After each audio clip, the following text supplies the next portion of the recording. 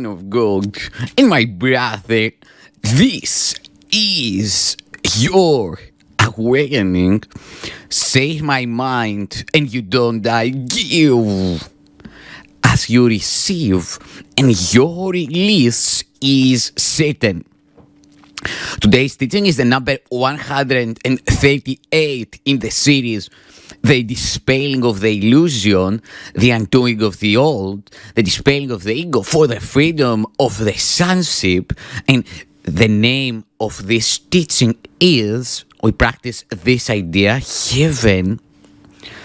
Heaven is the decision I must make. Heaven is the decision I must make. In this world, heaven is a choice because here we believe that there are alternatives to choose between.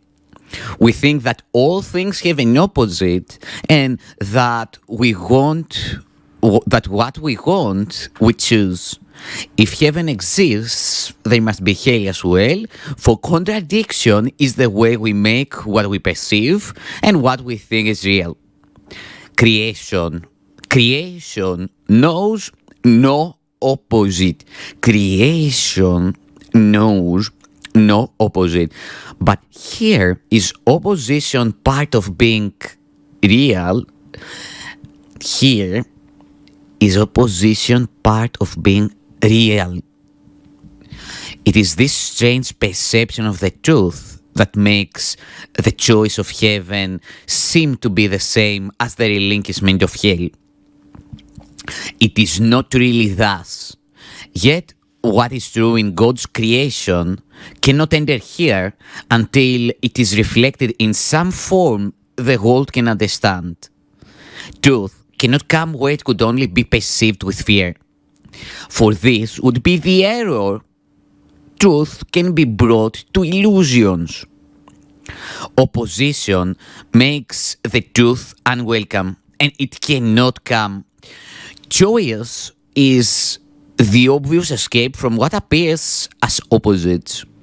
Decision lets one of conflicting goals become the aim of effort and expenditure of time.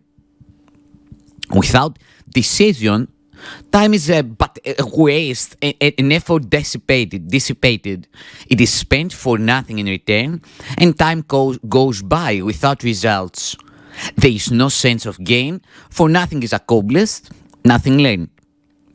You need to be reminded that you think 1,000 choices are confronting you when there is really only one to make. When there is really only one to make, and even this but seems to be a choice.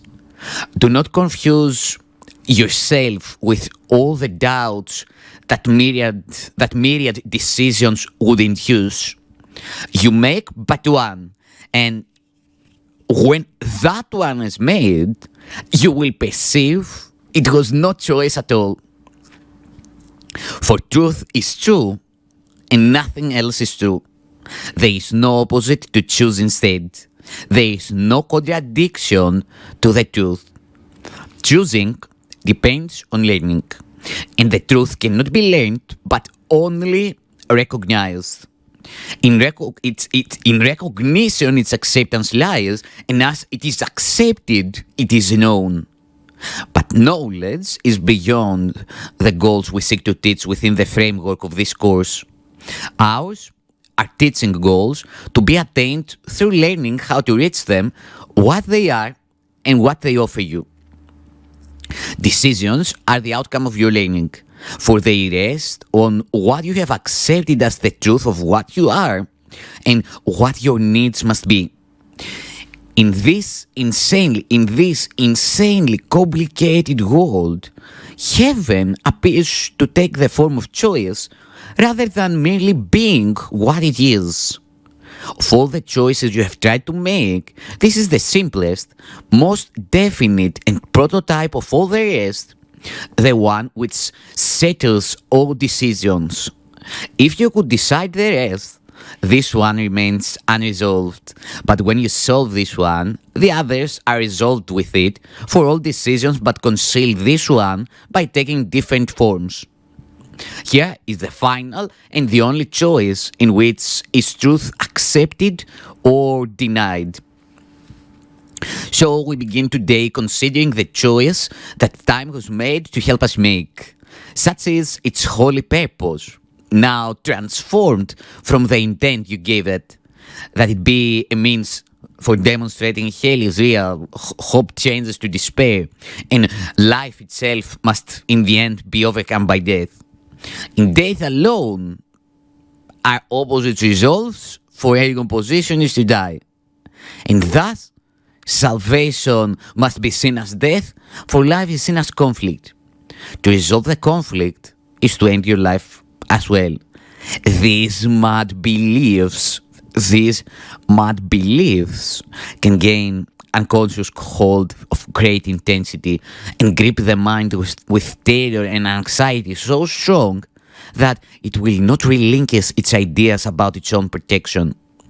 It must be saved from salvation, threatened to be saved, and magically armored against truth.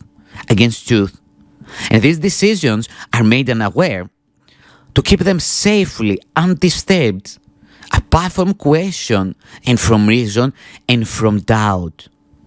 Heaven is chosen consciously. The choice cannot be made until alternatives are accurately seen and understood.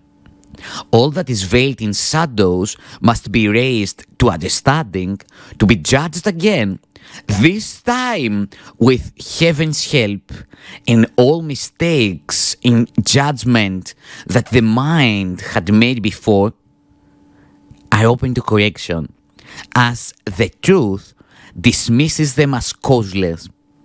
Now, are they without effects? They cannot be concealed because their nothingness is recognized. The conscious choice of heaven is as sure as is the ending of the fear of hell when it is raised from its protective shield of unawareness and it is brought to light. Who can decide between the clearly seen and the unrecognized? Yet who can fail to make a choice between alternatives when only one is seen as valuable, the other as a wholly worthless thing, a but imagined sort of guilt and pain? Who hesitates to make a choice like this? And shall we hesitate to choose today? We make the choice for heaven as we wake and spend 5 minutes making sure that we have made the one decision that is sane. We recognize we make a conscious choice between what has existence and what has nothing but an appearance of the truth. Its pseudo-being brought to what is real is flimsy and transparent in the light. It holds no terror now, for what was made enormous, vengeful, pitiless with hate, demands obscurity for fear to be invested there. Now it is recognized as but a foolish, trivial mistake.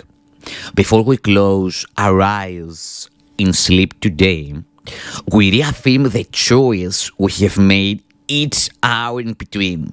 And now we give the last 5 minutes of our waking day to the decision with which we awoke. As every hour passed, we have declared our choice again in a brief, quiet time devoted to maintaining sanity. And finally, we close the day with this acknowledging we chose but what we want. Give this thought. Heaven is the decision I must make. I make it now, and I will not change my mind because it is the only thing I want. Heaven is the decision I must make.